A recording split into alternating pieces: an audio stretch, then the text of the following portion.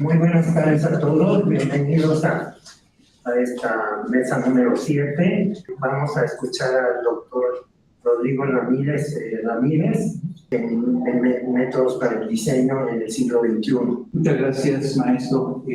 Gracias por la invitación a participar en este coloquio de casa. En esta ocasión he propuesto este tema, métodos para los diseños, porque a mí me ha tocado impartir materias tanto en licenciatura como en 3 de los posgrados de diseño, que tienen que ver con métodos y metodologías. Y me he encontrado con que al inicio los alumnos tienen dificultades para decidir qué metodología les conviene más, si lo que van a usar es un método o una metodología. Y bueno, en mis materias trato un poco de ayudar en ese proceso. Y bueno, estos días pasa que hay una infinidad de métodos y metodologías, y eso pues no facilita cuando uno empieza la investigación decidir pues con cuál trabajo. Y entonces parte de lo que trato de hacer con mis alumnos pues es aclarar bien qué cosa es un método, qué cosa es una metodología, cómo se supone que me debe ayudar, porque una cosa que he visto es que a veces los alumnos sienten esta obligación de elegir un método, una metodología, como una imposición, no como una ayuda que debería ser. Yo me voy normalmente pues a las raíces etimológicas. Entonces tenemos 3, en realidad 4, pero digamos 3 son las importantes en metodología. Son griegas, vamos a la siguiente, que serían meta, que habla de un destino, de un lugar al que yo quiero llegar, o necesito llegar. Odos, que es un camino por el cual se anda, un camino que requiere que se camine por él. Y logos, desde luego, que hace referencia a estudiar ese camino para llegar al destino.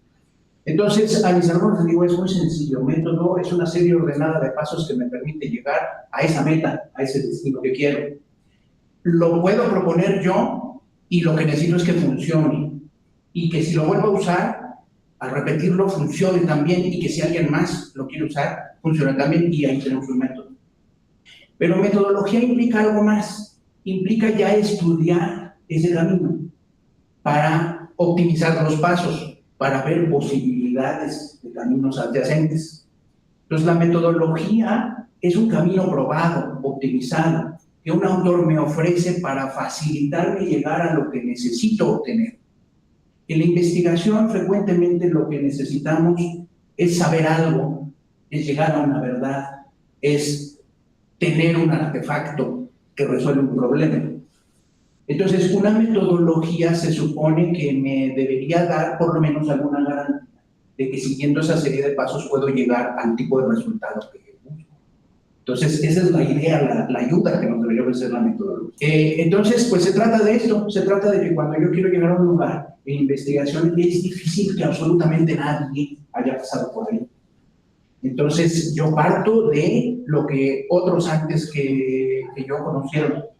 Entonces, yo sigo sus huellas y en algún momento puedo decidir ir para otro lado, pero no empiezo de cero. Yo sigo las huellas de alguien que me precede, y cada paso que doy, cada paso que se da en investigación nos ayuda a construir el conocimiento, y así es como avanzamos. Entonces, bueno, el inicio de este camino pues es observar algo. Yo observo algo en mi entorno que me parece interesante y quiero saber por qué es así. Yo observo algo que no está bien y me siento impelido a hacer algo que lo corrija, que lo mejore. Yo quiero, y esa me parece que es la vocación del diseño, yo quiero mejorar la vida a alguien. Yo quiero que alguien no tenga un problema que estoy viendo que tiene. A veces yo tengo curiosidad y entonces yo veo que algo funciona bien y yo me pregunto si puede funcionar todavía mejor o si puede funcionar de otra manera. Pero tú empiezas con esa observación. Entonces, ¿qué cosa observo? Pues mi entorno, aspectos cotidianos, lo que me pasa en el día a día. Observo un campo de mi interés, ya digamos una rama de conocimiento. Yo puedo observar también las necesidades de mi cliente. Yo puedo observar también qué es aquello que la institución en la que laboro se persigue. Entonces puedo observar muchas cosas, y esa normalmente es la fuente de la investigación. Ahora, una vez que yo observo, pues yo encuentro algo. Normalmente, ¿qué se espera que encuentre en la investigación? Pues un problema, una situación problemática, es decir, una oportunidad de acción para conocer o transformar las cosas. Entonces puedo encontrarme un entorno que puede cambiarse, una situación que está bien pero se puede perfeccionar, un campo que no está tan estudiado, yo quiero contribuir a que se conozca. Yo puedo encontrar también una ausencia indeseable, no veo que exista esto y pienso que sería muy bueno, pues voy a tratar de hacerlo. Y siempre, siempre, siempre en ese camino encontramos más dudas. Hay que buscar una duda, pero encontramos miles de dudas, ¿no? Porque eso es lo que nos mantiene andando, ¿no? Porque si nos contentáramos ya con lo que encontramos, pues nos iríamos otra cosa y no habría investigadores. Pero como nos llenamos de dudas en el camino, pues siempre hay para dónde tirar. Entonces, bueno, ya que encontré esto, pues yo voy a describir eso que encontré, las características del problema, su contexto, su historia, qué cosas se han hecho para solucionar ese problema, cuál es el avance de lo que se ha hecho. Y entonces ahí yo voy a poder insertarme para saber, bueno, qué me toca a mí hacer en mi momento, en mi tiempo, para poder contribuir a la solución de ese problema. Ese problema lo estoy describiendo aquí a la manera metodológica, que es una de 3 situaciones. Es algo que efectivamente está mal y necesita acción para que deje de estar mal. Es algo que está bien, pero yo quiero ver si puede ocurrir de otra manera o puede ser mejor, o es algo que no existe y entonces yo quiero probar si puede funcionar. Entonces, esos son los 3 casos comunes, ¿no?, de problemas de investigación. Entonces, ya que describí esto, pues yo tengo que reflexionar, ahora qué voy a hacer. O sea, ya entendí qué pasa, ahora qué puedo proponer. Y entonces tengo ayuda, eso que alguien antes que yo ha andado, pues me permite preguntarme qué disciplinas tratan algo que tiene que ver con ese problema, qué autores ya han escrito, ya han investigado, ya han hecho algo acerca de eso. Y cuando vamos a los autores, pues me voy a encontrar que no todos coinciden, no se ponen de acuerdo, cada quien tiene una postura, las puedo agrupar, puedo hacer una estadística inclusive, las puedo graficar. Y lo importante es que eso me va a servir después para yo decidir cuál va a ser mi postura al respecto. Eso es lo importante, ¿no? Entonces, a lo que estamos hablando en términos metodológicos del marco teórico. Ya que hice esa reflexión, ya que sé lo que se ha aportado, pues ya estoy en condiciones de proponer algo. Yo voy a proponer, pues puedo proponer un producto. Ese producto, pues puede requerir innovación. Estos días, pues se habla mucho de innovación. No siempre se tiene que innovar, pero se ha encontrado un valor en la innovación. Yo puedo proponer simplemente una mirada distinta, un nuevo enfoque para analizar ese problema. Puedo proponer una teoría, es decir, una posible explicación a ese problema. Y puedo proponer, pues ya dijimos, no una, sino montones de nuevas dudas, ¿no?, para seguir andando.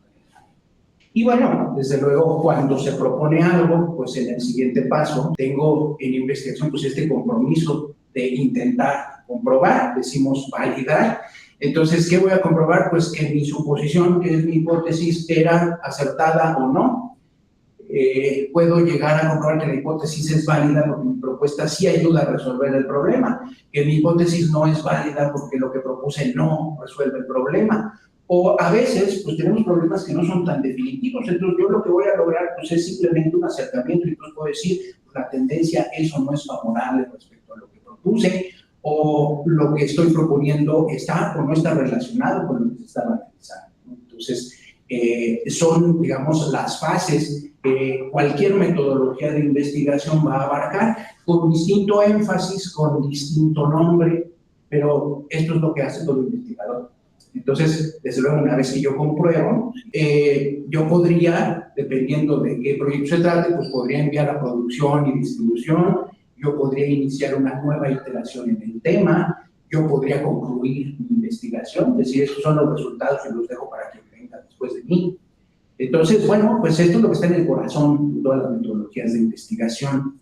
Desde luego que hay muchas variaciones según el campo de conocimiento involucrado, pero digamos que esto es lo que trato de explicarles a mis alumnos para luego meternos, darnos una sandunguilla en el universo de metodologías que tenemos. Entonces, bueno, pues ya visto ese corazón, pues ahora me preguntaría qué metodologías existen, y aquí tengo algunos ejemplos. Ahí tengo, por ejemplo, metodologías de autores famosos en diseño, ¿no? De Bruno Munari, de Gibbon Sipe, de Burbeck, que es muy importante para el diseño en general, pero para el diseño industrial, y que pueden ver ahí en el esquema, tiene una peculiaridad. En lugar de ser lineal como las dos primeras, es una de las primeras metodologías que introduce estas flechas de retorno. que reconoce en el proceso de diseño que se puede regresar antes de haber acabado el proceso. Es algo que en algún campo de conocimiento resulta desconcertante. ¿Cómo sin haber acabado el proceso me voy a regresar? ¿Por qué si no tengo el resultado definitivo tendría que cambiar cosas? Pero es algo que hacemos comúnmente en diseño, aunque no siempre somos capaces de explicar por qué, pero usted se dio cuenta que es algo recurrente en la disciplina y lo dejó así plasmado en su propuesta. Aquí tenemos otros autores, por ejemplo, la metodología que propuso la doctora María Aguirre, compañera nuestra ya retirada de diseño industrial, la de García Melón, la de Moreno, que son metodologías específicas para distintos tipos de diseño. Una es diseño industrial, otra es para proyectos digitales y la otra pues es para proyectos técnicos. Entonces, bueno, son otras posibilidades, como estas hay muchas más. Y estas, por ejemplo, son institucionales. Entonces, en la UAM, un gran aporte metodológico que tenemos, pues es el modelo general del proceso de diseño, con esas 5 fases: el caso, el problema, la hipótesis, el proyecto y la realización.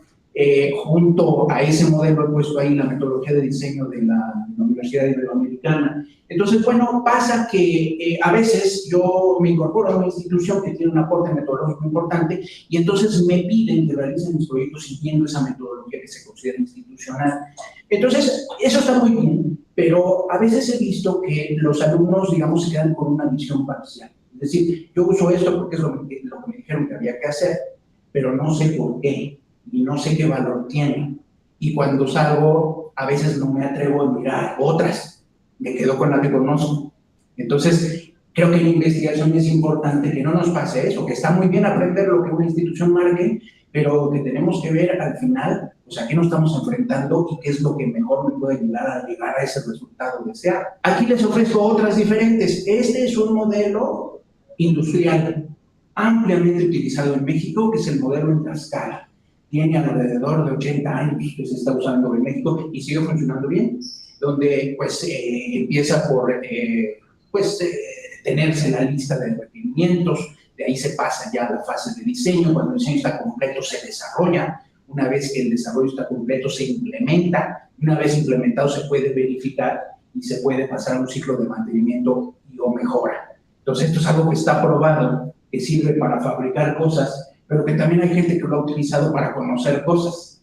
Entonces, bueno, es una metodología aprobada. Esta es una que se está utilizando mucho en este momento, la metodología EASY, por la primera fase, que es idea, concepto, intención. Es una metodología de Gaynor. Esta se está utilizando mucho para introducir innovación en los procesos de diseño. Entonces, tiene estas 4 fases después de idea, concepto, invención, que es donde se agrega lo nuevo, se pasa al anteproyecto, al proyecto y al... Esta es famosísima también, el modelo de doble diamante, que parte, esta de hecho famosa el Consejo Británico de Diseño, pero que en realidad originalmente lo retoman de un autor yugoslavo. El Consejo Británico pues la ha evolucionado, ya tienen bastantes años utilizándola. Entonces originalmente era así nada más: 2 fases divergentes, 2 fases convergentes, descubrir para definir y desarrollar para entregar. Pero con el tiempo, pues esto ha ido creciendo. Entonces, si vamos a la siguiente, pues luego se pusieron el inicio y el fin. Esto empieza con un reto y se lleva un resultado. Luego se vio, bueno, pues para estas decisiones tenemos que tomar en cuenta los principios de diseño y tenemos bancos de métodos que nos pueden ayudar para poder concretar, para desarrollar y para entregar. Luego se agregaron unas flechas, donde también pues había la posibilidad de romper la linealidad en el punto medio. Y luego se agregaron otras flechas, dándole un poco la razón a Burbeck para decir, pues hay una fase en la que puedo regresarme para realizar cosas antes de entregar. Entonces, pues es algo que han ido incorporando varias metodologías y se agregaron pues ahí esos valores, ¿no? El compromiso y el liderazgo, ¿no? El compromiso con los usuarios, con la gente que va a recibir el resultado y el liderazgo que tiene que ejercerse para poder hacer que ese desarrollo efectivamente se lleve a cabo y se concrete. Después, en el 2022, se cumplió un aniversario de este desarrollo, el propio Consejo Británico pues lo evolucionó y entonces agregó estos 4 sectores, ¿no? Que hablan de narrativa, de liderazgo, de relaciones. Esto se complementó con roles de los participantes en los equipos, ¿no? Y entonces hablaban de aquel que piensa el sistema, de aquel que es más bien el hacedor, aquel que socializa más, ¿no? Que es el que conecta y logra los acuerdos, y aquel que es el líder y es el que lleva la voz cantante, ¿no? Es el que lleva la narrativa.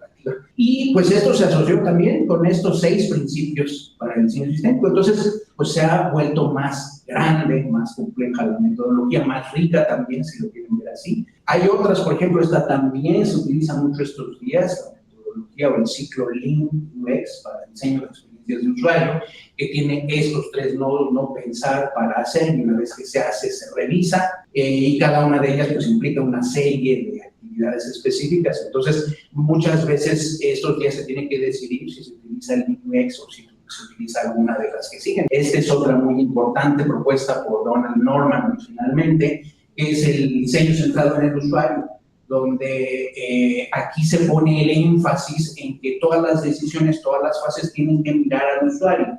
Que era una cosa que en las otras metodologías, digamos, sí se incluía, pero no se ponía el énfasis. Y entonces de pronto parecía que al trabajar uno tenía el compromiso de llenar, de palomear listas de requisitos, sin pensar que detrás de esos requisitos pues hay alguien que necesita la solución. Entonces aquí tenemos pues estas 4 fases, ¿no? Entender el contexto, especificar requerimientos, producir soluciones y evaluar el diseño, y en algún momento se puede salir del ciclo cuando ya se cumple todo. También a esta, después le agregaron las flechas de retorno, así que pues se ha aceptado mucho esa posibilidad de regresar. Bien, esta es otra también muy famosa, en lugar de tener 2 diamantes tiene 3, ¿no? 3 fases divergentes, 3 convergentes: entender para definir, bocetar para poder decidir y prototipar para luego poder validar. Y esa también es famosísima, muy de moda, el design thinking, que es una cosa muy curiosa. Esta es, digamos, como la versión más reciente, pero pues hay una historia detrás de esto. Este design thinking empezó con una publicación de un investigador, ahí está Brian Lawson, que se preguntaba cómo piensan los que hacen diseño. Él en particular se daba cuenta que los arquitectos en su formación pues adquirían ciertas habilidades que les permitían tomar decisiones que para un ingeniero era difícil tomar. Entonces se preguntaba pues cómo piensan los que hacen diseño. Entonces a partir de ese libro empezó una reflexión desde fuera del diseño de cómo se hace el diseño, de por qué quienes diseñan lo hacen como lo hacen.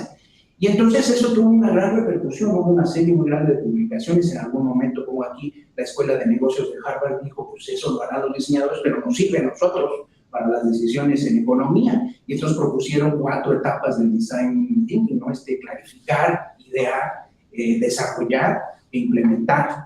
Y luego está pues el rol de IDEO, de este famoso grupo de diseño industrial liderado por Tim Brown, que propuso, originalmente eran más, luego propuso 3 fases: ¿no? Inspiración, ideación e implementación, y que la versión más reciente pues incorporó técnicas etnográficas para conocer a los usuarios y los implicó basándose un poco también en los principios del diseño central del usuario. Esto después lo retomó la Escuela de Diseño de Stanford y llegamos a estas 5 fases, que es lo que se ha vuelto famoso y lo que se usa mayormente. Entonces esta metodología es muy curiosa porque es el estudio del hacer del diseño desde fuera del diseño, pero que luego adopta el diseño.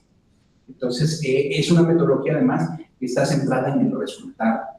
Entonces, bueno, tiene diferencias con otras metodologías de diseño. Este también se está utilizando mucho, el proceso interactivo. Tenemos otra vez un ciclo donde hay una planeación inicial, de la que se obtienen los requerimientos, se va al análisis y diseño, a la implementación, a la fase de pruebas, a la evaluación, y se repite el ciclo hasta que en algún momento pues, ya se libera por cumplir con los requisitos y se puede distribuir. Esta también se está utilizando mucho. Es una metodología de varias que se llaman así, metodologías Agile. Esta es famosa porque incluye lo que llaman los ciclos de Scrum.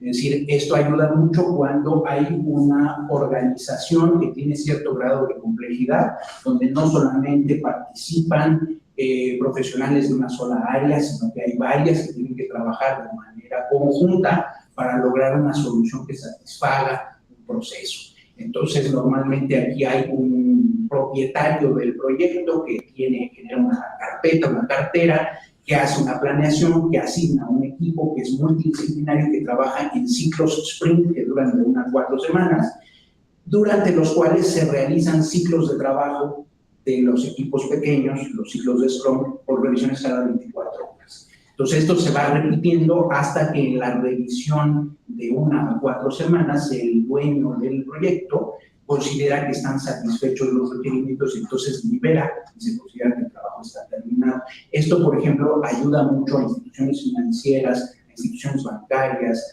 a aseguradoras, a gente que tiene que contar con mucha información y clarificársela al usuario para poder incorporar desde el diseño una integración coherente. Los bancos tenían el problema cuando se manejaban los proyectos por separado, de que no había digamos, desfases entre lo que podía obtener en un cajero, lo que me podían decir en ventanilla y lo que podía obtener por internet o por teléfono.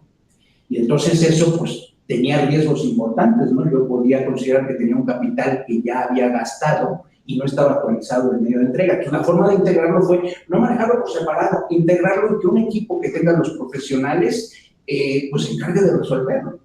Entonces, pues eso se está utilizando. Yo creo que nos vamos a saltar aquí un poco. Entonces, ¿qué metodología me conviene utilizar? Bueno, a mis alumnos les digo, lo primero que tengo que saber es qué clase de problema busco atender, qué es lo que quiero cambiar y, por lo tanto, qué tendría que observar para saber que ya logré lo que se necesitaba. Entonces, vamos a ir avanzando estas. Necesito saber cuál es el campo disciplinar, necesito saber, la siguiente, qué resultados espero obtener, que sigue, cómo voy a evaluar ese resultado implica o no implica innovación y qué tipo de innovación se requiere. Entonces, pues pongo aquí, diseñar implica participar en la construcción de lo que va a existir. Por lo tanto, diseñar es algo que participa en la creación de los futuros. Entonces, el diseño, les propongo yo a mis alumnos, tiene relación también con los estudios de futuro, y entre ellos la prospección. ¿Qué cosa es la prospección? Pues es el proceso de predicción de situaciones futuras a partir del análisis de los datos del pasado y del presente. Vean que digo predicción, no es adivinación. Es decir, con base en conocimiento qué es lo que va a ocurrir. Entonces, esto es algo que es muy vigente y que se requiere para lograr ese futuro que todos deseamos. Esos son algunos métodos de prospección. Bueno, ahí, este es algo muy importante, una clasificación de los métodos que están disponibles en diseño. Tenemos los conceptuales, que son los originales de cuando surge la disciplina, los orientados a problemas, los generativos, orientados a la gestión, al usuario, los métodos sociales, como decía, los métodos de futuro. Entonces, para concluir, yo lo que recomiendo para saber qué metodología me conviene, pues tengo que tener claro, como decía, ese tipo de problema que busco atender, qué resultado busco para saber qué metodología me acerca a ese resultado, evitar tomar la decisión porque algo que es famoso, se menciona mucho, esté de moda, y no hay que tener miedo de acercarse a métodos de otros campos disciplinares, lo que hay que asegurarse es que me lleven a... Entonces, bueno, yo les recomiendo, para terminar, evitar estos 3 errores. No intentar combinar metodologías porque Frankenstein no nos ayuda. Investigación, el combinar metodologías hace que yo pierda el rumbo, que yo sí menciono un montón de cosas, pero que en algún momento dado no sepa si ya voy o no voy en lo que quería. No proponer más de una metodología de investigación y no usar una metodología solamente porque la he usado antes y no porque esté probada para el tipo de problema que quiero solucionar. Entonces, bueno, vamos a la última, ya nada más para agradecerles, si quieren la siguiente, para agradecerles su atención. Ahí está mi correo por si pues quieren preguntar alguna cosa. Muchas gracias. Muy interesante ponencia. Es curioso. Yo siempre me atoro con mis alumnos justamente en las cuestiones metodológicas.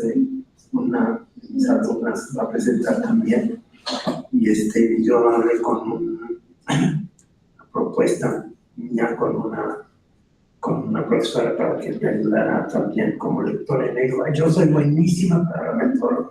Dije, ay, qué bueno, porque yo no. Dije, bueno, pues ya encontramos él me va a suplir en ese aspecto, ¿no? No sé si podemos hacerle unas preguntas o no, o si van hasta después. Hasta el final. Hasta el final. Sí. Bueno, entonces, pues entonces hasta después te lo agradecemos. Y entonces pasamos a la siguiente, que es la maestra Mónica Yasmín López López, que es el reconocimiento de patrones de hiperactividad motora nocturna a través de un sistema de monitoreo IGER a la identificación de posibles crisis de pacientes con Alzheimer. Bueno, pues buenas tardes a todos, muchas gracias por la presentación. Y bueno, yo les voy a platicar un poco acerca de mi proyecto de investigación del doctorado, el cual tiene como título Reconocimiento de patrones de hiperactividad motora nocturna a través de un sistema de monitoreo IGER para la identificación de posibles crisis en pacientes con Alzheimer. Y bueno, antes que todo, me gustaría decir que forma parte del posgrado de Diseño y Visualización de la Información y pertenece a la línea de generación y aplicación del conocimiento de análisis, diseño y visualización de datos. También me gustaría mencionar quiénes son las personas que forman parte de esta investigación.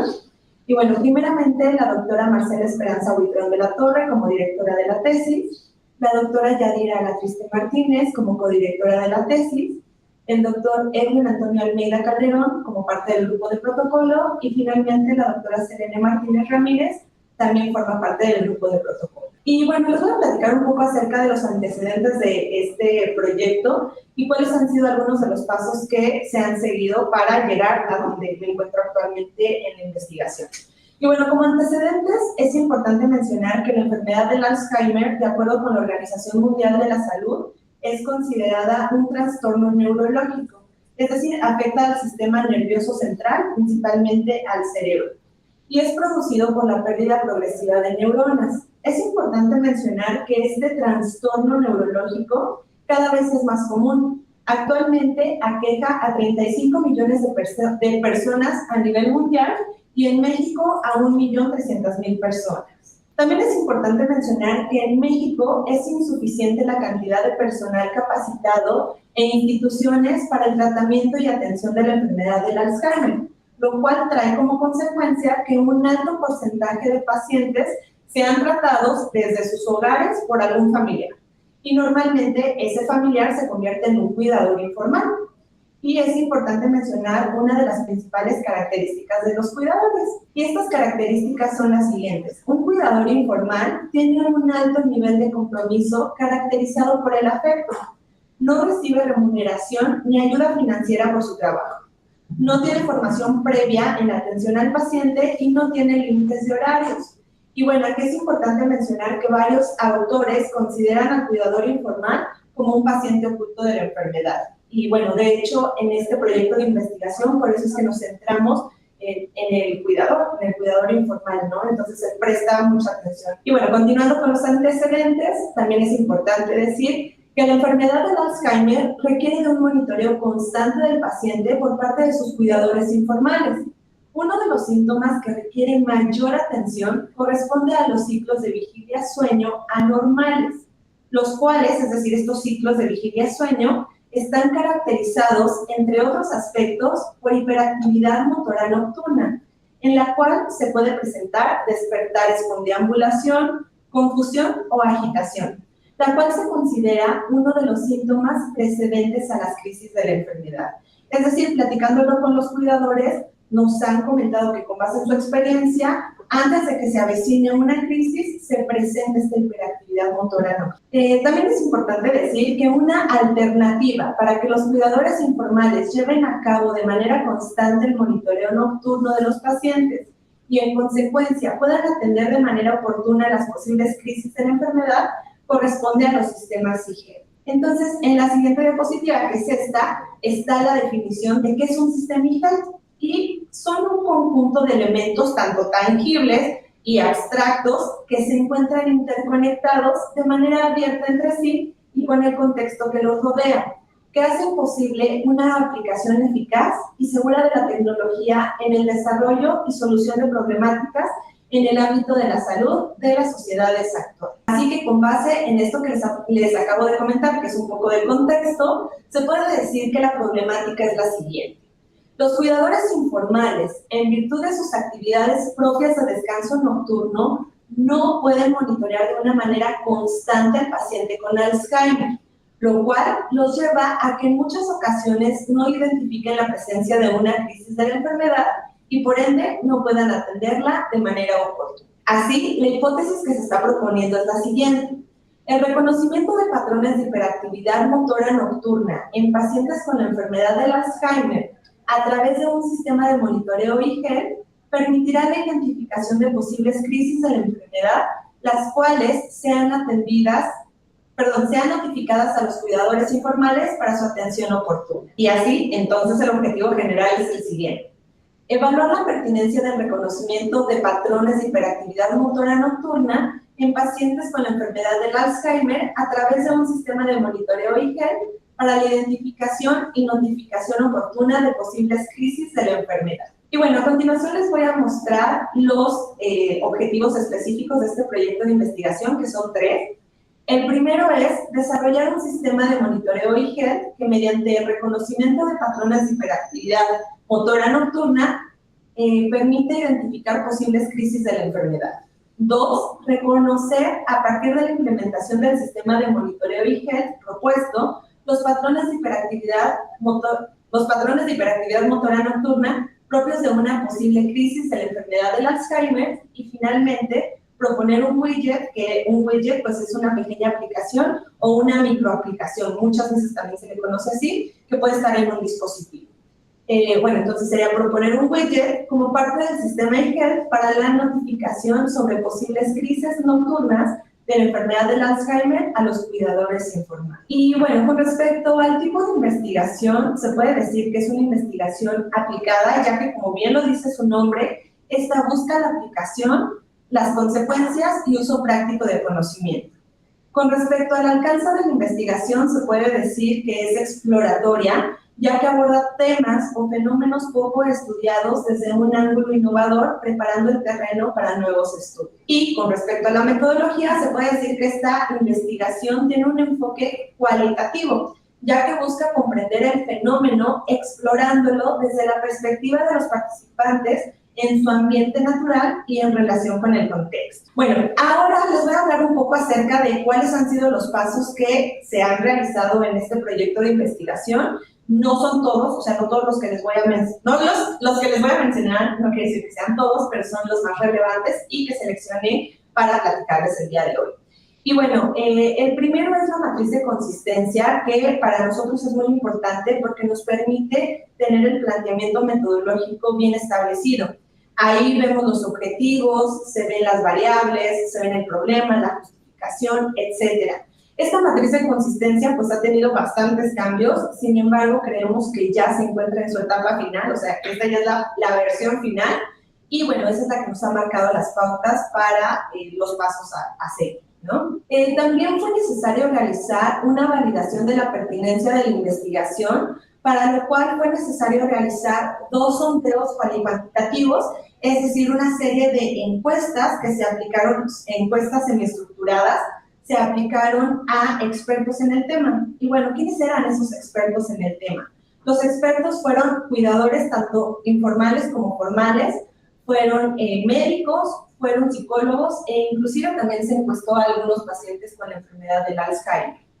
Posteriormente se realizó un sondeo cualitativo, que bueno, fue una serie de entrevistas y estas se aplicaron igual a expertos en el tema y esto nos permitió pues saber si el camino que estábamos siguiendo era el adecuado o si se tenían que cambiar ciertas cosas, ¿no? Entonces, la verdad es que fue un paso bastante importante en esta investigación. Y bueno, actualmente estoy trabajando en el diseño y desarrollo del prototipo y aquí en esta diapositiva de alguna forma resumo un poco de qué es lo que estoy haciendo.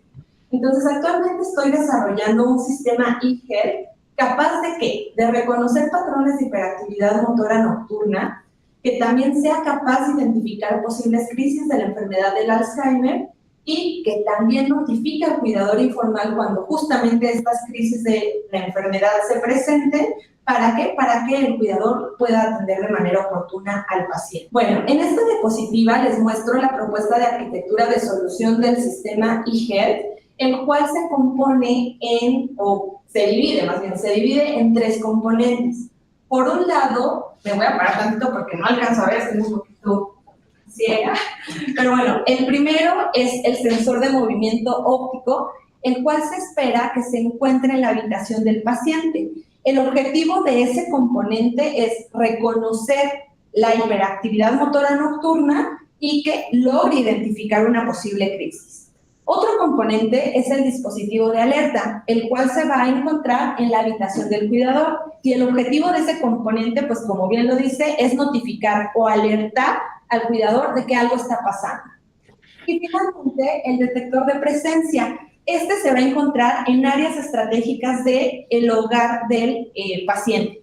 Pero, ¿cuáles serían esas áreas estratégicas? Bueno, pueden ser muchas. Puede ser, por ejemplo, el baño del paciente, puede ser la cocina. Es decir, algunas áreas a las cuales el paciente pueda estar ahí en la noche. Puede ser el baño, como bien les decía, o puede ser, por ejemplo, la cocina para tomar agua. Sin embargo, si excede N cantidad de minutos, se le notificará al cuidador que algo está pasando raro, ¿no? Para que vaya y revise si efectivamente es una crisis o no, simplemente es una situación que se tenga que atender.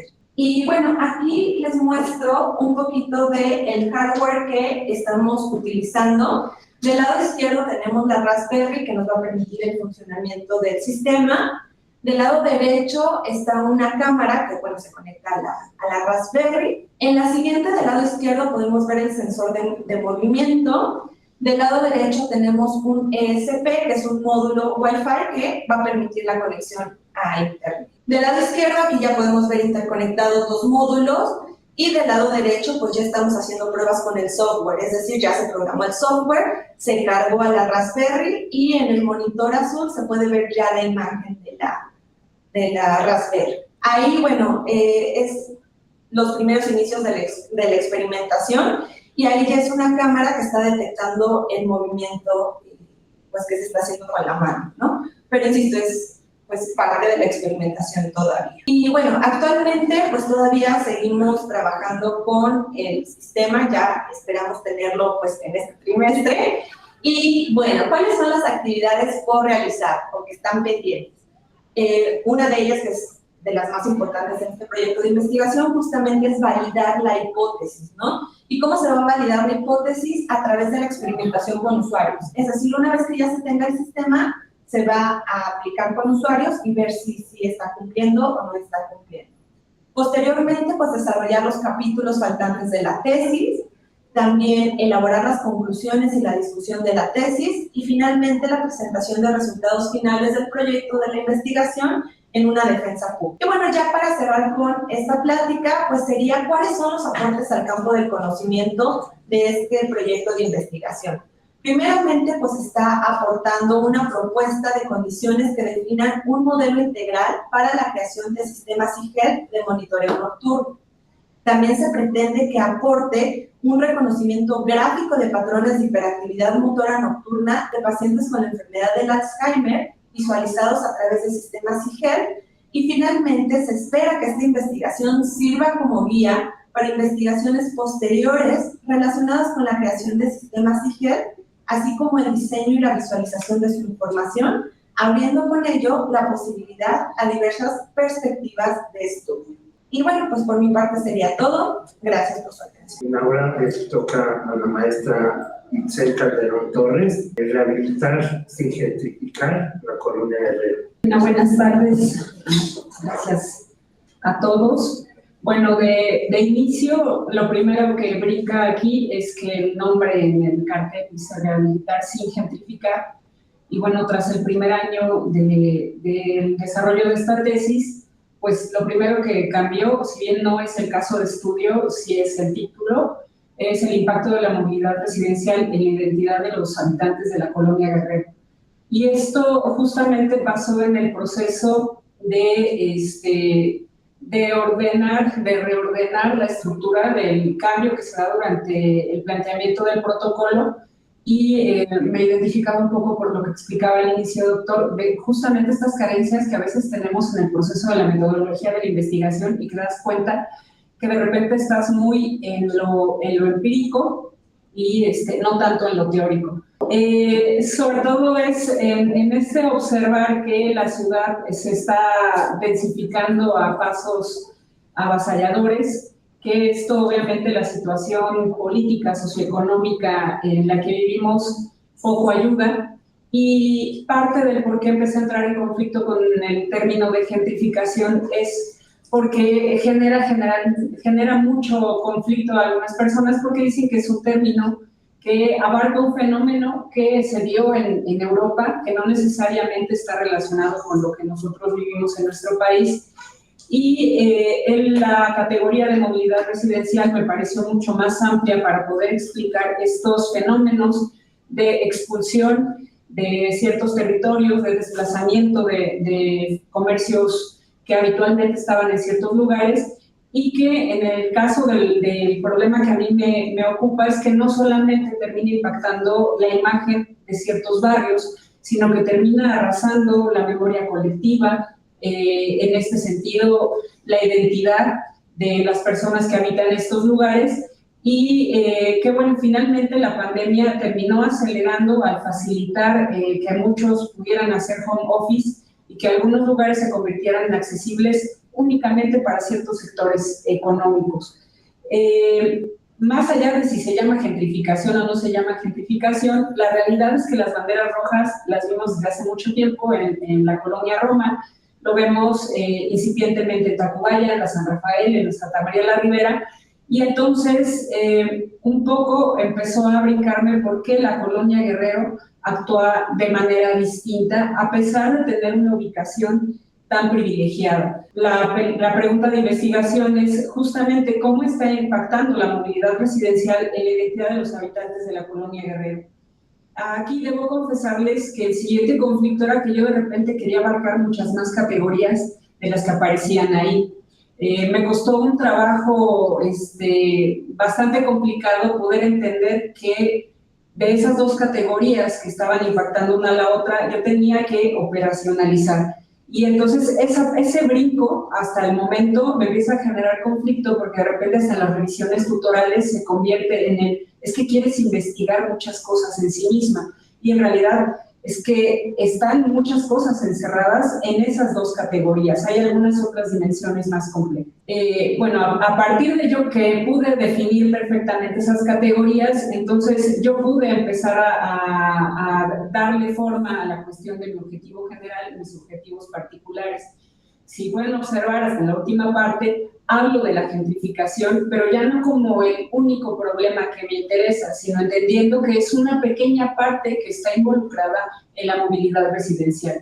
Porque más allá de decir cuánto tiempo la gente permanece, por qué unos llegan, por qué otros se van, me permite entender cuando es una decisión tomada por una perspectiva de vida y no una razón que me está empujando a salir, porque incluso va involucrada la cuestión de la propiedad. No es lo mismo que yo esté rentando un lugar que me hace susceptible de ser expulsado, así yo soy propietario del sitio que habito, ¿no? Y bueno, a partir de eso hice mi hipótesis explicativa, donde pongo mis dos categorías, y aquí es donde les digo que me empiezo yo a conflictuar, porque yo empiezo a entender, sí, movilidad residencial, origen, destino, cuánto tiempo permanece la gente, es propietaria, no es propietaria, su situación personal, sus perspectivas de vida. Y eso me llevó también a hablar sobre la segregación socioespacial, porque la complejidad justamente de la colonia Guerrero es que la colonia Guerrero son muchos barrios en sí mismo. Es un territorio que ha sido fragmentado durante todo su proceso, y que además en la parte en la que empecé a entender mucho antes del origen de la colonia Guerrero, esto que nosotros llamamos gentrificación ya se daba. Entonces, desde que estamos hablando de la época prehispánica, ya había un despojo, ya había expulsión de habitantes, ya se venían cambiando las dinámicas en las que vivía la gente, y obviamente estas se han venido reinventando en el proceso histórico de ese territorio. Yo no diría de la colonia Guerrero, sino de ese territorio en concreto. Pero al momento que yo empiezo a hablar de segregación, entonces empieza nuevamente la llamada de atención de estás queriendo abordar otra categoría, y no es así. sino más bien esta categoría, si bien la tengo que analizar como concepto, está involucrada en ciertas etapas históricas de la colonia Guerrero. En realidad a lo que me lleva es a entender que la forma de habitar se va dando distinto dependiendo de nuestro contexto sociocultural y que empezar a cuestionar qué es lo que nos hace permanecer en un territorio va generando estos fenómenos o de cohesión o de segregación propiamente, ¿no? A partir de esto, en la categoría de identidad, más allá de identificar sus dimensiones de sentido de pertenencia, de atributos y de memoria colectiva, yo empiezo a ver cómo se entrelazan, además soy conservadora, en este interés por el patrimonio, empezar a ver todo el patrimonio tangible e intangible que se va involucrando y que va tejiendo esa necesidad de las personas de permanecer en un territorio. Y esto lo hace sumamente interesante porque este dicho que resume todo perfectamente, que dice que puedes salir del barrio, pero el barrio no sale de ti. O sea, hay mucha gente que ya no habita en la colonia Guerrero y sin embargo se sigue sintiendo identificada con el territorio. Entonces, evidentemente hay un punto de inflexión que se da en el sismo del 85 y que hace que esta identidad de los habitantes se termine fortaleciendo. Es un periodo traumático para ellos, pero que además les permitió, a través de rediseñar y autoconstruir sus viviendas, sentirse más dueños de ese lugar.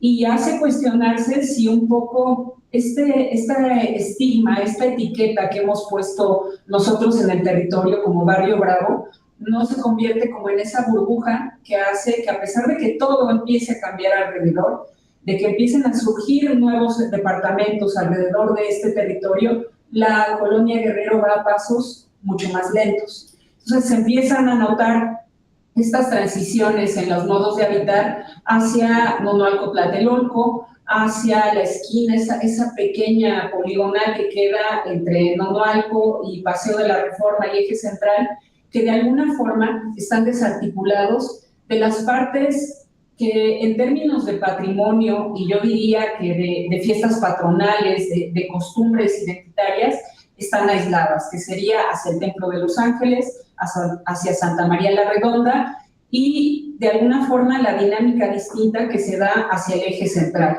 ¿no? Que es la zona de museos, que incluso si nosotros vemos la dirección de estos museos, ellos no dicen que están ubicados en la colonia Guerrero, dicen que están ubicados en la colonia Centro, aunque no sea del todo así. Y bueno, aquí en esto de operacionalizar, más allá de las propias categorías de movilidad residencial, yo considero importante dentro de este análisis de por qué la gente viene, va, se queda, el analizar las condiciones de habitabilidad y el cómo lo interpretan quienes lo habitan. Hay un libro muy interesante, o que al menos a mí me impresionó porque no sabía de su existencia, de Emilio Dujó, que habla de cambiar de casa, no de barrio, ¿no? Entonces, cuando la gente, después de lo traumático del sismo del 85 y todo lo que implicó negociar con ellos y reconstruir, cuando la gente prioriza el decir, yo me quiero quedar aquí, aunque las condiciones de habitabilidad no fueran las óptimas para el resto, para ellos lo más importante era permanecer ahí. Y esta parte, confieso que como arquitecto me cuesta trabajo porque uno siente que como gurú sabe cómo debería vivir la gente, qué debería o no tener, y te cuesta moverte hacia un lado y entender más desde la cuestión de las emociones, de la psicología, por qué las personas deciden o no quedarse en algún lugar. Y obviamente, ya lo había mencionado, el concepto de segregación, porque hasta en esta cuestión de nosotros nos sentimos identificados, estamos en nuestro territorio y en nuestro territorio seguro, esta cohesión que ellos tienen al interior lo segrega de lo que ocurre en el resto de la ciudad. Y la etiqueta en ese sentido pesa y pesa mucho. Por la parte de identidad, el hablar de paisaje urbano histórico, no en términos de la naturaleza, sino más bien en el ambiente en el que ellos se están moviendo, ese patrimonio que existe y que se convierte en el escenario de la memoria colectiva que ellos van construyendo. Sí, bueno, de alguna forma, ¿por qué la colonia Guerrero? Pues ya se los he explicado, me parece como un oasis en el desierto en términos territoriales. el cómo lo estoy abordando. Esto es a través de cortes diacrónicos que estoy haciendo como análisis de la morfología urbana. Entonces, cuando yo les empezaba a hablar de que empecé a investigar desde la época prehispánica cómo se va consolidando el territorio, esto es, primera, para valorar la trascendencia de la traza, que pues he comprobado que viene desde la época prehispánica, que ha prevalecido, los templos, los íconos importantes que hasta la fecha conocemos. Estos cortes diacrónicos no van por momentos históricos, porque de repente se tiende a pensar así, sino más bien por momentos clave en la historia del territorio. Entonces, ahorita no todos los tengo perfectamente definidos, pero tengo claros esos momentos. El sismo, por ejemplo, es un momento trascendental. Entonces, de alguna forma, y a lo mejor hasta poéticamente, yo ponía, ¿no?, la fundación, la consolidación de la colonia, la decadencia, la resistencia, que a mí me lleva a lo que sucedió en el 85, y el momento actual que están viviendo a partir también de movimientos culturales que en muchos casos y sociales que llegaron para quedarse, ¿no? Como el caso de Comunidad Nueva, que está vigente buscando esta cohesión de barrio y defender los intereses de quienes habitan el territorio, ¿no? Y con eso concluyo a empezar todo este análisis cartográfico, que si bien hay mapas históricos, la complejidad de estos mapas históricos es que sobre todo cuando nos vamos hacia el periodo novohispano, tenían una forma muy caricaturesca de representar. Entonces, justamente parte del poder realmente ubicarnos en el momento que estamos analizando respecto a los templos es que todo lo estoy trabajando sobreponiéndolo con la traza que nosotros conocemos, para poder ubicar en mejor manera en qué lugar está cada uno de estos elementos y poder entender realmente cómo ha venido cambiando el territorio. Entonces, actualmente el proyecto lo llevo estoy empezando el periodo novohispano, que obviamente por los 3 siglos que duró, entenderán que me está conflictuando mucho hasta en la selección de mapas, cuáles exactamente voy a trabajar. Pero hasta el momento ahí va mi investigación. Muchas gracias. Ahora vamos a dar la palabra a diseñadora de la comunicación gráfica, Montserrat Camila Correa García. Los estudios de casa, el análisis, la experiencia, el diseño. ¿Por qué nos interesaría a nosotros los diseñadores este método del estudio de casa? Y posteriormente se aborda el ejemplo con el trabajo que estoy realizando actualmente en el posgrado de procesos culturales para el diseño y el arte. Bueno, comenzamos con esta cuestión del diseño. ¿Por qué nos interesaría el estudio de caso? Bueno, en primera instancia, al diseñador, como se mencionó previamente, nos interesa mejorar las cosas, nos interesa que nuestras intervenciones tengan una recepción positiva. Entonces, bueno, esto nos interesa previo a la aplicación, a la intervención, y posteriormente también, porque justamente ahí es donde podemos empezar a mejorar. Y usualmente nuestras intervenciones las hacemos a partir de un análisis que buscamos que sea amplio, profundo y holístico en muchos casos. Entonces, bueno, estos aspectos que nosotros solemos retomar, los podemos abordar como casos, ya sea como individuos, usuarios, grupos, empresas, asociaciones, lugares u objetos. Bueno, ahora abordando un poco de la experiencia. Nosotros del diseño, del individuo, pasamos a la experiencia. Nos interesa pues, esta parte como subjetiva para saber qué impacto está teniendo, ¿no?, a un nivel personal individual. La experiencia tiene distintas definiciones, pero sí, eso es algo que se puede rescatar en todas, la experiencia es individual. Ahora, el estudio de casos se está retomando desde Simmons y Stey. Bueno, Simmons lo recupera como una indagación empírica y flexible, en la que nosotros pretendemos observar, posteriormente recopilar información para posteriormente interpretarla. Bueno, ahora creo que es importante la cuestión de qué podemos definir como un caso, porque sí, como ya se mencionó previamente, puede ser una persona, puede ser un lugar, puede ser una empresa, pero sí se especifica bien que no puede ser un proceso porque no es un sistema acotado como tal. Y bueno, Simons, por ejemplo, hace un ejemplo que nos dice, un caso puede ser un profesor, pero no puede ser la manera en la que ese profesor enseña como tal. Bueno, ahora, el caso de estudio puede tener métodos cualitativos o cuantitativos. Tenemos la entrevista, la observación, las cartas abiertas como cualitativos y como cuantitativos la entrevista a pequeña escala o los cuestionarios. Ok,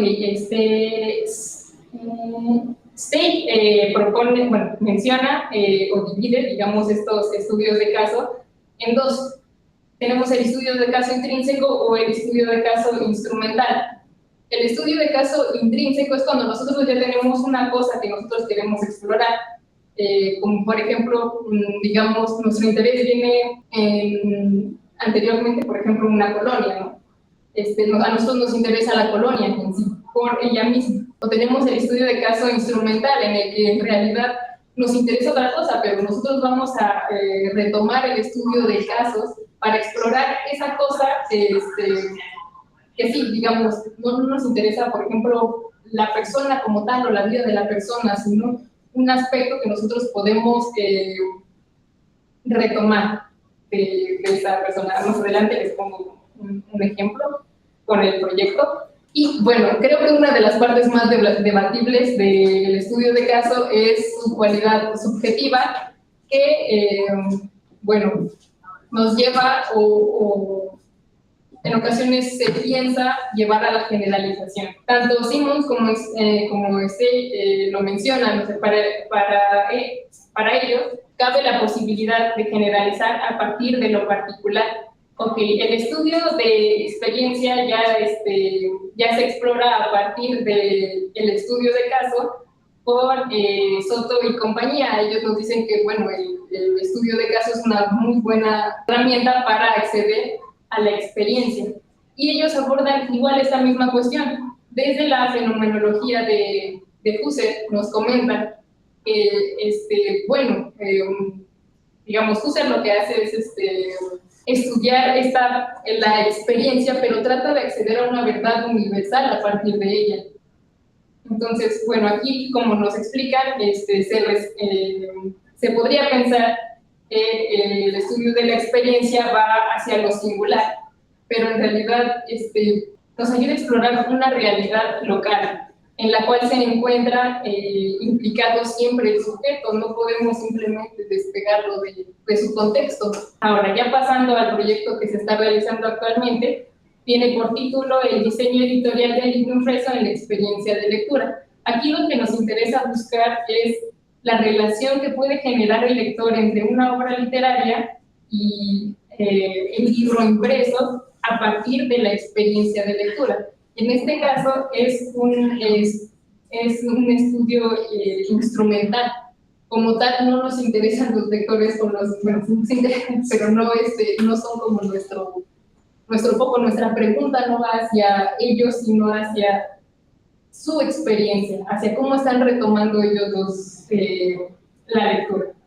Bueno, aquí, dado que la experiencia de lectura puede ser enorme, ya que tenemos una gran cantidad de géneros, o simplemente las lecturas que son más académicas, pues bueno, la experiencia es muy variada.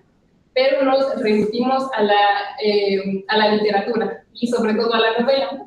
Para la experimentación se va a utilizar la obra de Cumbres Borrascosas en 2 ediciones que tienen la misma traducción, pero que tienen formatos muy distintos. Bueno, para las entrevistas, van a realizar entrevistas abiertas y entrevistas semiestructuradas. La intención es que con las entrevistas abiertas podamos recopilar información a partir de lo que los participantes puedan recordar o anécdotas que nos puedan platicar. Nos interesa, sí, sobre todo sus antecedentes en esta parte, cómo ellos ya retoman desde antes el texto.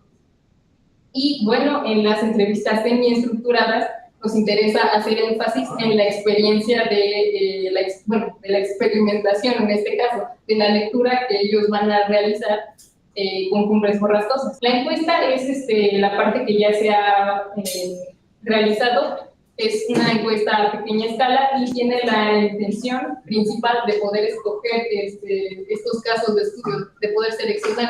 Nos interesan los casos típicos, porque, bueno, aunque no se busca una generalización como tal, sí se considera que los casos típicos podrían ayudar a entender un poco más del fenómeno de la lectura y pues su relación con el libro como objeto diseñado. Bueno, en la encuesta, pues sí también se aborda un poco del contexto. Bueno, aquí sobre todo lo que nos interesa y las recomendaciones que hacen los autores es que sobre cualquier cosa tienen que estar dispuestas las personas que van a ayudarnos en este estudio de caso, ya que vamos a requerir bastante tiempo de ellos por la lectura y también por las entrevistas. Pues es lo principal que se está buscando, que sean personas que sí quieran, que sí tengan el tiempo y que, vaya, estén abiertas, digamos, a explorar este ámbito. Ya sería todo. Muchas gracias. Vamos a pasar con el maestro Cuauhtémoc Bravo Villafuerte. El tema que nos va a presentar es integración de elementos formales y funcionales para apoyar la movilidad de las extremidades superiores de personas adultas con disminución relativa de su capacidad motriz. La capacidad motriz o la pérdida de movilidad en las extremidades superiores representa un reto significativo para millones de personas en México y en el mundo. Existen aparatos, aunque los exoesqueletos han demostrado ser dispositivos innovadores, y hay mucho avance, por cierto, en Europa, en China, que han demostrado mejorar la funcionalidad y calidad de vida de estas personas. Su diseño, desarrollo y manufactura actual enfrentan desafíos tecnológicos, económicos y de adaptabilidad a las necesidades específicas de cada usuario. En particular, estamos hablando de México. Por tanto, surge la necesidad de definir métodos de diseño que integren el diseño paramétrico. Un poquito más adelante esto va a quedar más claro. Viabilidad tecnológica y financiera, con el fin de desarrollar exoesqueletos personalizados y accesibles para las extremidades superiores, mejorando así la movilidad y calidad de vida de las personas afectadas en México. Bueno, alrededor de 1 millón, un poquito pasado de 1 millón de personas en México padece algún tipo de discapacidad motriz. En general, ahorita vamos a ser más específicos en lo que tiene que ver con tren superior, según el INEGI. Bueno, aquí 2 fotos que me sirven de ejemplo para entrar al tema. Existe una necesidad real y la población en México lo resuelve como puede.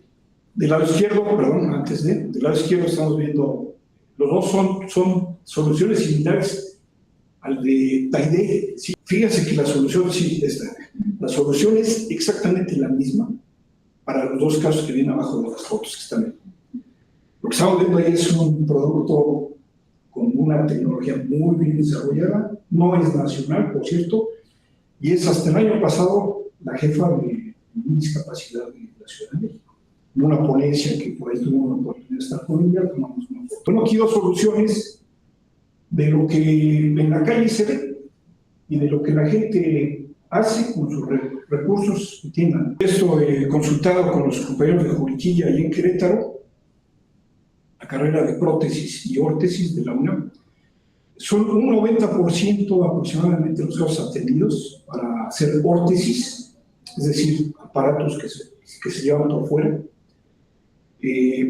Es muy poquito, 10% lo que atienden los casos en tronco, parte superior, pero bueno, nosotros decidimos atender ese 10%, meternos a ese 10% que está por ahí. Bueno, aquí otro ejemplo, el acceso en México a órtesis especializadas se ve limitada por la reducida producción local y por el elevado precio de los productos importados.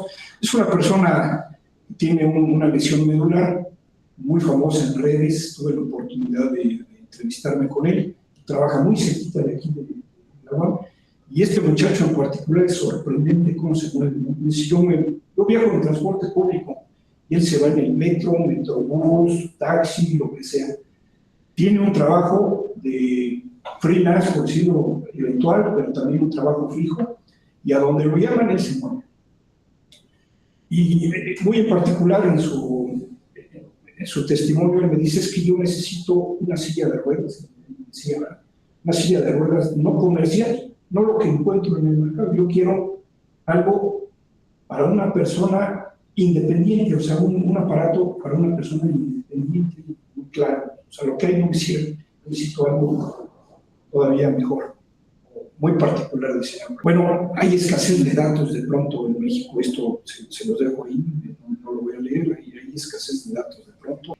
Tomando una referencia de lo que pasa en Estados Unidos, también hay un reporte de 1.3% aproximado de personas con limitación en la movilidad. Es un dato muy parecido. Bueno, es algo relevante, un apunte muy relevante en lo que va de la investigación ante una disminución física que no discapacidad, una disminución física.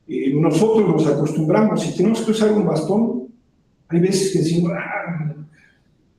me va a estorbar el transporte público mejor. Culturalmente en nuestro país se tiende a minimizar también esta condición, a veces está por el mismo usuario. No te puedes mover, no exageres, o sea, sí puedes. Sí. Entonces uno acaba por acostumbrarse a esa, vamos, como culturalmente a esos señalamientos. ¿Cuál es el objetivo general? Desarrollar un método de diseño paramétrico para la manufactura de exoesqueletos de bajo costo para extremidades superiores para la población mexicana adulta entre 18 y 60 años de edad, con el fin de ofrecer tecnologías de asistencia para la movilidad en entornos cotidianos. Se selecciona un rango de 18 a 60 años, personas adultas, en capacidad productiva, mayores de edad, no más de 60 años, porque de pronto ya una persona de 60 años ya le cuesta trabajo de por sí por su condición física, y empieza a haber problemas de decir, cuesta trabajo, no lo quiero hacer. Entonces, para el estudio, el caso de estudio en el que estamos, ese es el rango de edad. Objetivos particulares, me los brinco un poquito, básicamente es estudiar la población mexicana y ver con qué contamos en México. ¿Cuál es nuestra hipótesis? Bueno, en México en particular, mediante un enfoque integral y conjunto de viabilidad tecnológica y financiera, será posible definir un método de manufactura para los esqueletos de extremidades superiores, utilizando diseño paramétrico.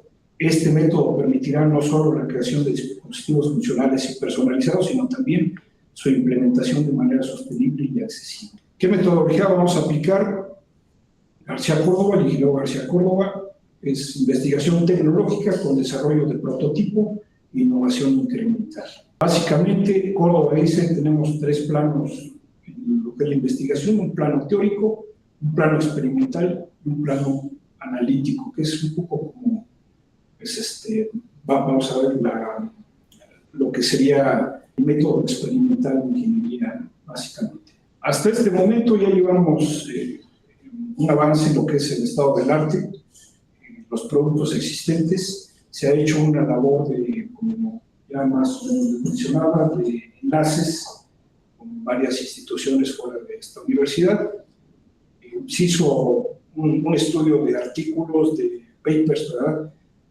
A través de las bases de datos que se tienen especializadas en temas científicos. Se encontraron más de 2.000 artículos relacionados con exoesqueletos. Aquí estamos viendo una gráfica en donde se ve principalmente los países productores de estos papers, ¿verdad? Como se puede ver en la tendencia de los últimos 10 años, es China quien lleva la delantera en la investigación. Productos existentes, hemos hecho ya un análisis de productos que se encuentran, análogos que se encuentran en uso, que no propiamente son para temas de rehabilitación o de apoyo para personas que tienen una reducción física, pero sí encontramos aparatos que sirven para procesos industriales, en los trabajos principalmente, y de ahí partimos para hacer un primer análisis. Bueno, es un listado de lo que ya les mencionaba, de las instituciones con las que hemos hecho contacto. Cabe destacar que la mayoría de ellos están muy interesados en colaborar con nosotros. O sea, dicen, ¿dónde empezamos? Dentro de lo que son los planos de la metodología de García Córdoba, el segundo plano es la fase experimental. Ya estamos entrando a esa fase. ¿De qué se trata en este momento? Bueno, tenemos en la red, ustedes lo saben, cantidad de contribuciones de gente de todo el mundo que dice, yo hice esto, ahí está, bajen. Es decir, nosotros queremos ganar un poco del saber cómo se hace, know-how, experimentar. No vamos a diseñar en este momento, pero vamos a estar experimentando con lo que hay y de qué manera podemos contribuir. Eventualmente vamos a llegar al punto de decir, ahora sí, ya aprendimos cómo, vamos a trabajar con ingenieros, con diseñadores industriales, venimos a la fase de análisis. Bueno, fuentes de información y de consulta y terminamos. Vamos con el último ponente, Carlos Alberto Quesada Núñez. No sé si sigue vigente tu título, de la vital a la intervención, la fenomenología como herramienta de diseño de la rehabilitación, recuperación y conservación del patrimonio cultural inmueble. En México, pues miles de inmuebles históricos están en riesgo. Solo con los sismos de 2017 aproximadamente 1.200 edificios sufrieron afectaciones. De hecho, actualmente aproximadamente 600 edificios se encuentran en procesos de restauración. En este sentido, la importancia del patrimonio cultural inmueble pues no radica solo en su materialidad, también pues son espacios de memoria y son también representan formas de habitarlo, como lo hemos estado viendo. Esto resulta fundamental si recordamos que la mayor parte de nuestra vida pues la pasamos en espacios edificados. No obstante, cuando se interviene el patrimonio cultural, pues en muy pocas ocasiones se da prioridad en los proyectos para insertar pues esta experiencia de los habitantes y de los que son los que le otorgan sentido. Realmente la ponencia no abarca la totalidad de mi trabajo de investigación. Mi trabajo de investigación es justo el templo de San Fernando en la colonia Guerrero, ya vimos un poco de la colonia Guerrero, pero bueno, la hipótesis que yo me planteo es justo que hubo un proceso de revalorización cultural a partir de la intervención arquitectónica que se dio tras los sismos de 2017. Entonces, específicamente lo que vamos a ver hoy en la ponencia es justo lo que les quiero compartir, cómo la fenomenología aplicada en proyectos de intervención, pues justo hace visibles estas experiencias vividas, ¿no? Igual, en esta cuestión de no entender el tiempo como una cosa cronológica, retomo los presupuestos de Brudel. En el sismo de 2017 lo entiendo como un acontecimiento de corto plazo, pero que provoca otro proceso que va a ser la intervención, que se encuentra como en una temporalidad media. La intervención duró 8 años y bueno, en esta intervención igual promovió que se viviera el espacio de diferente forma, ¿no? Que se moviera inclusive su valor simbólico. Desde un enfoque fenomenológico, vamos a hacer un recorrido rapidísimo, pero igual por el tema del tiempo. Y bueno, Husserl empezó en el contexto de la Primera Guerra Mundial. Entonces, él comentaba que la cuestión objetiva, del objetivo de las ciencias naturales, estaba dejando la humanidad, estaba racionalizando la humanidad y no le estaba dando sentido a la vida, ¿no? Igual, pues está en esto ascenso de Hitler y de las ultraderechas y demás. Entonces, él considera que se tiene que regresar a la conciencia de los sujetos y pues encuentra él en la fenomenología, ¿no? Yo de él retomo igual estas cuestiones de, bueno, él lo menciona y suspender juicios, él le llama reducción fenomenológica o EPOGE, que justo para tú poder acercarte a la experiencia para poder entender esta experiencia, pues tienes que dejar todos tus presupuestos teóricos o normativos o de identidad que puedas tener en tu mente, ¿no? Y bueno, él también otra de las cosas que nos menciona es que toda conciencia tiene una intencionalidad, ¿no? Ya más adelante Heidegger promueve y bueno, hace investigaciones en esta noción del ser en el mundo y el habitar, y pues vincula en la arquitectura ya en esta cuestión de que tanto el espacio como la arquitectura no son contenedores neutros, ¿no? Igual pues son generadores de vínculos y pues es un mundo vivido. Maurice Merleau-Ponty, de hecho está mal en esta presentación, de hecho él habla más de la experiencia arquitectónica como una cuestión corporal, ¿no? ya años más posteriores, ya Norbert Schulz, con lo que él llamó Genius Loci, que él está explicando justo cómo los espacios tienen un espíritu, pero estos espíritus, pues, justo se ven reflejados en la arquitectura y en la vinculación con la relación humana y demás. Ya en el ámbito como de la arquitectura, y ya en la segunda parte del siglo XX, tenemos a Palachmat. Él, en su texto de Los ojos de la piel, justo trata de decir que la arquitectura predominantemente está creada para la vista. Entonces, él defiende que debe de haber un enfoque multisensorial, ¿no? Y esto es bien importante porque a partir de lo corporal es como nosotros vamos a experimentar el espacio. En este sentido, Zumthor crea lo que es lo de la atmósfera. Todos los espacios arquitectónicos tienen una atmósfera. Entonces, igual nos producen emociones, puedes vivir experiencias a través de ellos y pues se queda en la memoria de los usuarios.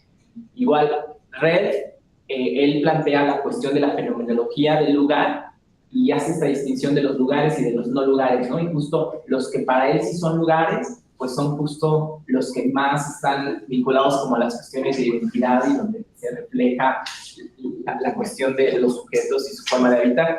Y ya finalmente David Simon crea este concepto de place ballet, que igual es esta cuestión, pero él lo ve como desde la cuestión de la rutina y de los comportamientos. Entonces, nosotros al subirnos al metro, al atravesar una plaza y todo, estamos empezando a crear una conciencia del espacio, pero justo a partir de la cuestión de la rutina. Entonces, bueno, así como para aterrizarnos, ¿qué vamos a entender como fenomenología? Bueno, es la ciencia de los fenómenos, pero específicamente es el estudio de las estructuras de la experiencia tal como se presentan en la conciencia, ¿no? Igual como les mencionaba, pues sin recurrir a teorías o deducciones o juicios previos. Aquí quiero hacer la especificación que experiencia fenomenológica no es lo mismo que la experiencia estética, porque la experiencia estética sí emite juicios acerca de un bien, un objeto, y en lo que le interesa a la experiencia fenomenológica es cómo el cuerpo, el objeto, la persona está viviendo ese objeto a través de su propia experiencia, ¿no? Y bueno, ¿qué vamos a entender como experiencia? Pues es justo el contacto inmediato con el mundo vivido y no se queda solo en la cuestión sensorial, sino también tiene categorías de memoria, afecto, imaginación. Y la conciencia, pues es justo la estructura que dirige estas experiencias, porque por eso lo menciona Husserl, que es intencional, que toda conciencia está dirigida hacia algo. Entonces, ¿cómo se ha aplicado la fenomenología en las áreas de diseño? Pues me di a la tarea como de hacer una rapidísima investigación por área. Por ejemplo, en el diseño bioclimático y ambiental, encontré este trabajo de Jiménez que justo trata de analizar la experiencia de los usuarios con el clima, con la cuestión de la ventilación, con el sentido de confort térmico, ¿no? En el área de los procesos culturales, también el aplicar este trabajo de Velázquez ha aplicado la fenomenología, pero justo para entender los procesos artísticos, pero en interacción entre la obra, el artista y el público, ¿no? No solamente desde una perspectiva. En el área de diseño y desarrollo de productos, Spinetta hace un trabajo en el cual trata de analizar pues, la percepción de los consumidores en esta transformación hacia los empaques que fueron sustentables, ¿no? En diseño y estudios urbanos encontré un trabajo muy interesante que justo trata como de hacer un estudio en el cual a partir de proyectos ecológicos, pero no tradicionales, no desde el Estado, sino como de lo que está haciendo la comunidad. Justo se ha podido pues, analizar diferentes aspectos importantes desde la fenomenología.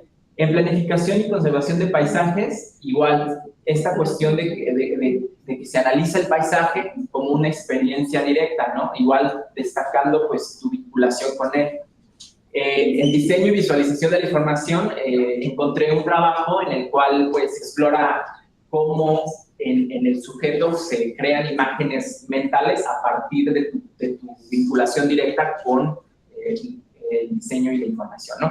Y bueno, igual también en rehabilitación y recuperación de conservación del patrimonio encontré este trabajo interesante de esta doctora, que hace un estudio de cómo las personas que están cercanas a las plazas, en este caso es en España, pues su percepción que tienen es mucho mejor del espacio cuando el patrimonio circundante está restaurado, ¿no? Rápidamente, aplicado ya directamente a mi ámbito de la maestría, ¿para qué quise involucrar la fenomenología? Pues justo para poder tener esta cercanía a la experiencia de primera persona, ¿no? Para poder documentar justo cómo viven y sienten las personas el patrimonio cultural, y justo para promover intervenciones respetuosas que estén contextualizadas. Bueno, la metodología rápidamente, esta cuestión de fenomenología descriptiva, una vez que tú sacas las entrevistas, pues igual tienes que hacer pues todo el análisis igual de significados y de sentidos y demás. Una sola entrevista puede, por ejemplo, ahorita las que les voy a mostrar son 19 cuartillas aproximadamente cada entrevista, ¿no? Entonces, bueno, ya para entrar a las entrevistas, la primera persona que identifiqué como de los testimonios que me interesaba profundizar, bueno, actualmente él es el párroco del inmueble que estoy investigando. Es muy interesante porque los párrocos no están siempre en la misma iglesia, los van cambiando. Entonces, cuando lo asignaron a él estaba muy molesto, ¿no? Porque, pues, San Fernando estaba cerrado, duró 8 años cerrado, ¿no? Entonces, bueno, algo de lo que pude rescatar en su testimonio es justo esta cuestión del habitar lo sagrado y lo profano, ¿no? A pesar de que estuvo cerrado, pues la feligresía pues logró buscar opciones de dónde estar, ¿no? Primero en una carpa, luego en la casa parroquial, luego volvieron a regresar, ¿no? Entonces es bien interesante profundizar en que la materialidad no detiene las cuestiones del patrimonio, ¿no? Igual esta cuestión de los lugares de la memoria y archivo, en la reapertura, que fue justo hace un año, pues estuvieron llegando personas de, yo hace 49 años, aquí se casó mis papás, aquí bautizaron, etcétera. Igual todos los conventos tienen una crónica con los acontecimientos, entonces pues igual pensar el bien inmueble como un archivo, ¿no? Igual en esta cuestión de pensar el templo como un escenario de praxis corporal, ¿no? O sea, todos ayudaron a que esta reapertura del inmueble se pudiera dar, porque el INAH pues ya les dio autorización parcial de abrir el inmueble, pero siguen habiendo trabajos, la limpieza tiene que ser bajo ciertas especificaciones, la Coordinación Nacional de Monumentos les dio cursos a la comunidad y a la feligresía para poder dar mantenimiento una vez que hubo la apertura parcial. Igual, bueno, estos ámbitos del valor patrimonial, ¿no? Una cosa pues es el discurso institucional, el mundo ideal que podría decir Husserl, y otra cosa pues ya es la realidad, ¿no? El valor que le da la comunidad, ¿no? A ellos pues a lo mejor no les hace mucho sentido un valor arquitectónico o un valor pues oficialista, ¿no? Para ellos es valioso pues porque ahí también está la cuestión de su religión. La siguiente entrevista fue una de las restauradoras que estuvo en la última etapa. La última etapa es el desembalaje de todos los bienes muebles, o sea, pinturas, ¿cómo se llama? Bueno, aparte del retablo, bueno, los bienes muebles. Es bien interesante porque a veces uno puede creer que se queda la cuestión de la técnica y no se aterriza a la comunidad. Algo muy valioso, ella se llama Saide, es egresada del ENCRIM, tiene 25 años de experiencia. Me comenta que cuando le dijeron que si podía participar en el proyecto, ella le dio mucha nostalgia porque justo era una de las iglesias favoritas de su mamá. Su mamá desafortunadamente pues ya está fallecida. Entonces, estas cuestiones vinculadas al patrimonio, ¿no? Lo que la fenomenología nos ayuda a rescatar, porque pues no es un objeto aislado, ¿no? Igual ella menciona, y podemos entender la parte teórica del enfoque de despojarnos como de las cuestiones teóricas. Ella dice, bueno, para mí, pues el bien inmueble que yo voy a rescatar, a lo mejor yo no soy religiosa, no significa, no tengo ese afecto hacia con él, pero bueno, se hace con respeto, ella es coordinadora, entonces ella y sus trabajadores pues tienen que tener igual cierta actitud dentro del inmueble porque pues, está cerca de la feligresía y demás, entonces igual como la corporalidad dentro del propio patrimonio se transforma, ¿no? En esta cuestión del habitar. El cuerpo vivido y la restauración encarnada, igual en esta cuestión de que ser restaurador igual no es simple, ¿no? O sea, tienes que subir andamios, el olor, los olores, toda esta cuestión corpórea, igual, bueno, se profundizó. Igual esta cuestión de la memoria, igual es una chica que se prostituye en el área del jardín del templo, pero bueno, se hizo la entrevista justo porque se tiene que recuperar, bueno, yo pretendo recuperar a través de la fenomenología, pues todas las formas en las que se habita el propio patrimonio, ¿no? Bueno, esa fotografía es justo del día de la apertura, de que hubo muchísima gente, y bueno, pues justo la cuestión de abordarlo desde esta postura es esta idea de que pues, el patrimonio no se agota en lo material, de que es un campo de negociación de estas cuestiones de identidad y de memoria y demás, ¿no? Bueno, pero ya sería como toda mi participación. Igual, bueno, así está mi bibliografía y, bueno, el correo, ¿no? Por si quieren como ampliar la información y pues sería todo. Muchas gracias. Bueno, tenemos unos momentitos para preguntas. Si quieres agregar, también quieres agregar algo tú, no sé. Bueno, yo solamente quería decir que pues reconozco el esfuerzo de toda la gente que está detrás de este coloquio valioso para los posgrados, que permite pues a los alumnos foguearse, perder un poco el miedo, recibir comentarios útiles, pares, compañeros con más experiencia, y a nosotros pues soltar de repente algunos temas que pueden ayudar a los trabajos de investigación. Entonces yo aprecio mucho este espacio que pues se haya hecho el esfuerzo, porque no se perdiera, y que pues esté teniendo difusión. Entonces pues me siento muy honrado de participar aquí, de convivir con ustedes y de enterarme de tantas cosas que están haciéndose en los posgrados de la UAM. Entonces solamente quería mencionar eso, ¿no? Agradecer y pues decirles a todos que me parece muy bonito que tengan una motivación para intentar cambiar algo, cada quien en su tema, y pues animarles a que no pierdan la motivación, que no pierdan el ímpetu y que sepan que pues todos los compañeros profesores estamos aquí para ustedes, ¿no? Cada quien en lo que ha tenido experiencia, en lo que sabe. Entonces, por mi parte estoy a sus órdenes, no quiero decirle alguna cosa. Sería por mi parte todo. Muchas gracias. Gracias. Una duda, una pregunta, porque yo también no conocía tantas metodologías de diseño, la verdad, y algunas me parecen hasta un poco ridículas.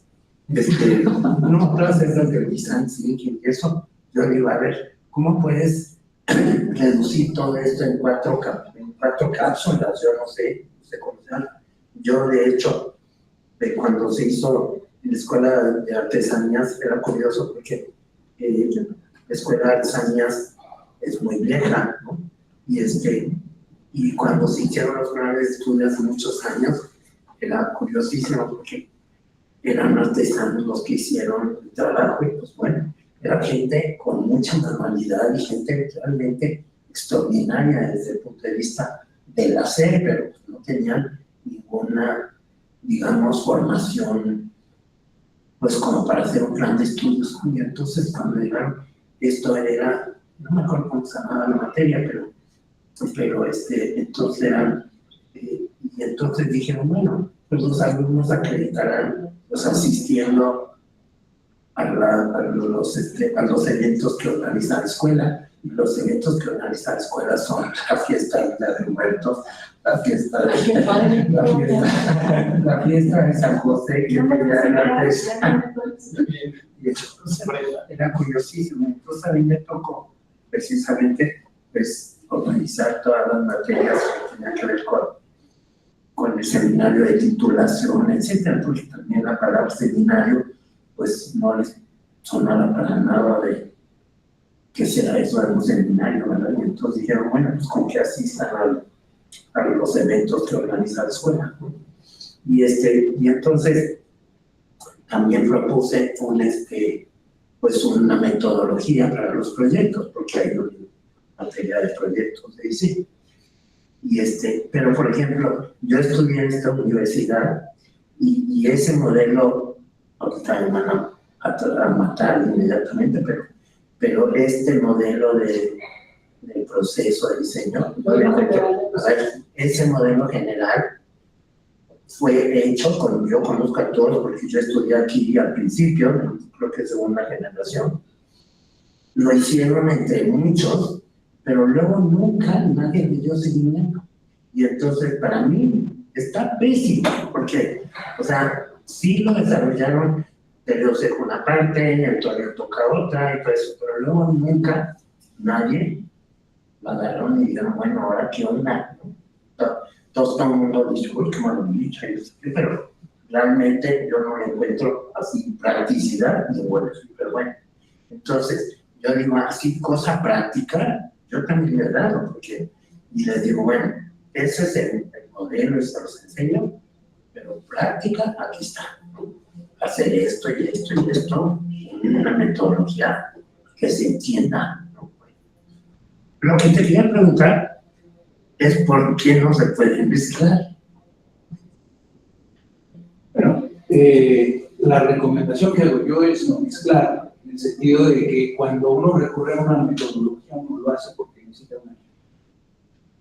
Entonces, salvo que uno no sea muy experto en el tema, la recomendación de no mezclar metodologías es para que uno no se pierda. Porque cuando uno sí es experto en el tema, pues sí, uno puede alertar y inventar cosas. Pero cuando uno está empezando, cuando uno se acerca por primera vez al tema, la utilidad de la metodología es servir de guía para asegurarme que voy a llegar al resultado que necesito. Entonces, por eso es mi recomendación de no mezclar. Quien es experto lo puede hacer, pero quien se está acercando al tema, ¿no? Porque casi seguro se va a perder. Por eso es que hemos hablado. Ok. Sí, no, sí, porque yo digo, bueno, yo por eso les digo, este es el modelo, pues, como vengo a esta escuela y es el que se usa, hay que explicar. Pero luego yo les voy a dar este otro, donde se explica qué, ¿no? Porque digo, primero, ¿qué hay en el mercado? ¿No? Donde te dicen, en este caso, problema y todo eso, pues, ¿dónde está? ¿No? Yo digo, a ver, ¿qué hay en el mercado? ¿No? ¿Cuáles son las ventajas, las desventajas, etcétera? ¿Qué le cambiaría todo eso? Porque si no saben de lo que hay, vas a inventar el hilo negro, el agua caliente, ya hay, ¿no? Entonces, ¿cuáles son?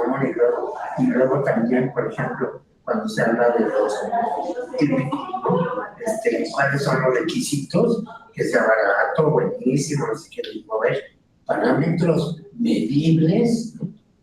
Medibles, porque, bueno, bonito y barato, eso, para el BIM, barato es todo, ¿no? Pero para mí no. O sea, ¿cuánto es barato? Entre 5 y 10 pesos, esos son medibles. Que no pase, o sea, que cueste entre 5 y 10 pesos, se puede medir. Esto cuesta 8, entonces sí entra. Pero si así son puras cosas de sueño, barato, pues no me dice nada.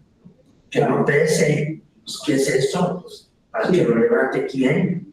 Los requisitos tienen que ser concretos, medibles y sí, claro. Entonces, todo eso pues, no te lo dicen estos métodos tan bonitos como el caso, problema, hipótesis, y tampoco esos modelitos muy bonitos necesarios. Eso suena muy bien porque todo cabe. Claro, también lo que es muy importante en este tema es que yo presenté aquí los diagramas. Hay mucha gente que se ve por los diagramas y no lee la explicación, no se entera de por qué las Adelante, los demás, todas las preguntas son, este es espacio para ustedes, no para mí. Anímense. Bueno, Nos vamos, si no hay más comentarios, dudas, problemas. Muchísimas gracias a todos los que participaron y a las personas que nos acompañan. Este fue el 12º coloquio de metodología en los posgrados de diseño, de los métodos y las maneras. Y bueno, le voy a dar la palabra al doctor Francisco de la Torre Galindo para que nos apoye con la clausura formal del evento. Adelante, Francisco. Gracias, Sandra, primero, a todas y a todos que están aquí en el cierre del 12º coloquio de los métodos y las maneras. A quienes están viendo o estarán viendo la grabación, también les mandamos un saludo y les agradecemos que le echen un ojito. Es bien importante esto que estamos logrando entre todas y todos ahorita, ¿no? Decíamos en la inauguración hace apenas 3 días, 12 años de trabajo constante, ¿no? Principalmente encabezado por Sandra. Y recientemente, desde hace 2 añitos, con un equipo que ha funcionado de manera bien interesante, ¿no? Lo que llamamos un comité científico del coloquio, específicamente para el coloquio, que estuviera de la mano con Sandra discutiendo, definiendo, generando todas las decisiones que se necesitaban para mantener el coloquio y sobre todo tratar de irlo mejorando, ¿no? Eso es algo que ahorita quiero comentarles a todas y a todos, ¿no? Pero bueno, mencionarles otra vez, como decimos en la inauguración del comité, para mandarles un fuerte agradecimiento por todo su trabajo. Hay un profesor, profesora de cada uno de los 7 posgrados que tenemos aquí en el edificio, ¿no? Como representante, buscando que las discusiones siempre fueran con la integración de los posgrados y multidisciplinares. Entonces está del lado de procesos culturales Gerardo Toledo, que seguramente está conectado. ¿Sí está? Sí está bien. Muy bien. Un abrazo a Gerardo. Luego de desarrollo de productos está Angélica Arista, ¿no? Que no sé si algunos alumnos tomaron uno de los talleres que ella diseñó, propuso, coordinó. También un abrazo a Angélica. Luego de patrimonio estuvo Tere, ¿no? Junto con Edith, coordinadora y ayudante del posgrado.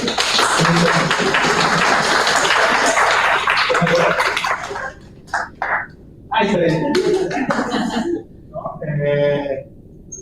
Y luego de estudios urbanos estuvo Gerardo Ávila, que también seguramente algunos tomaron un taller. Estuvo moderando ayer, el año pasado hizo taller. Sí, y luego de visualización de la información estuvo Luis Mesa, que seguramente también está por ahí conectado.